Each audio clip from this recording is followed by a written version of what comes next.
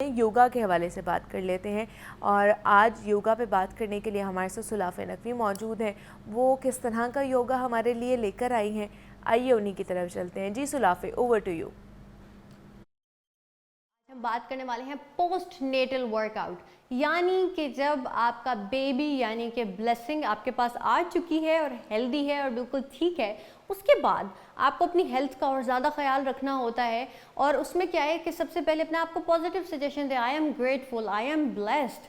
और क्योंकि आपका खुश रहना बहुत ज़्यादा ज़रूरी है कि आपके पास एक नेमत आ चुकी है। अब ये होता है कि सोसाइटी से इधर उधर से बड़े टॉन्ट और इस तरह की चीज़ें चल रही होती हैं, जिसकी वजह से औरत को बहुत ज़्यादा स्ट्रेस होना शुरू हो जाता है। आपने सबसे पहले रिलैक्स रहना है और ख़ुद को टाइम देना है। 6 to 8 वीक्स के बाद जब आपको डॉक्टर अलाउ करे कि अब आप एक्सरसाइजेज कर सकती हैं, तब आपने एक्सरसाइज पर आ जाना है। उसमें क्या होगा कि बहुत सारी ख़वातीन को एब्डोमिनल स्प्लिट आ जाता है बेबी की वजह से। अब वो इस एरिया में होता है और आप उसको चेक भी कर सकते हैं लेट कर, अपने फिंगर्स को यहाँ अपने नेवल पर रख कर। और जब भी आप अपनी बॉडी को थोड़ा सा उठाते हैं तो आपको यहाँ पर एक चीज़ हॉलो सी फील होगी, आपको लगेगा कि कोई स्प्लिट आ गया है, और वो बेबी की वजह से होता है। यानी उसके ऑब्वियसली आपका जो बेबी बम्प होता है उसकी वजह से ये चीज़ होना शुरू हो जाती है। बट आपको इसके लिए क्या करना होगा, स्प्लिट के लिए सबसे पहले इसको वापस लाना होगा। बहुत सारी ख़वातीन इस चीज़ की शिकायत करती हैं कि बेबी के बाद मेरा जो पेट है वो वापस क्यों नहीं आ रहा।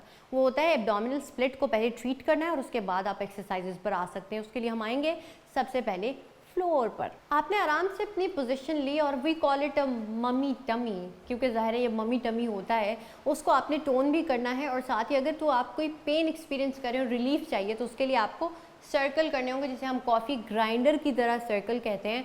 आपने वो सर्कल किए, अगर तो आपको इससे पेन फील हो रहा है तो आप रुक जाएंगे, लेकिन अगर आप रेपिटेशन में इसको कर रहे हैं और कर पा रहे हैं डॉक्टर से पूछ के, तो 10 से 12 की रेपिटेशन के अंदर आप इसको परफॉर्म कर सकते हैं। इससे आपका जो मम्मी टमी और जो एब्डोमिनल स्प्लिट की मैं बात कर रही हूँ वो ठीक होना शुरू हो जाएगा, आपका वेट भी रिड्यूस होगा, आपकी बॉडी टोन भी होना शुरू हो जाएगी। लेकिन आपको सबसे ज़्यादा जो ज़्यादा ज़रूरी है वो आपको अपने आप को वक्त देना होगा इस चीज़ को वापस अपनी रूटीन पर आने के लिए, क्योंकि आप बहुत बड़े प्रोसेस से गुजरे हैं और ये कि जो कि बिल्कुल आसान नहीं था, लेकिन एक अच्छी जर्नी थी।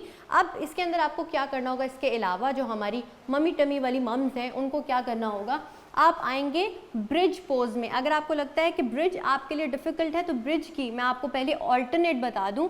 आपने क्या करना है, अपनी पोजीशन सिंपल, आपने यहाँ पर आना है,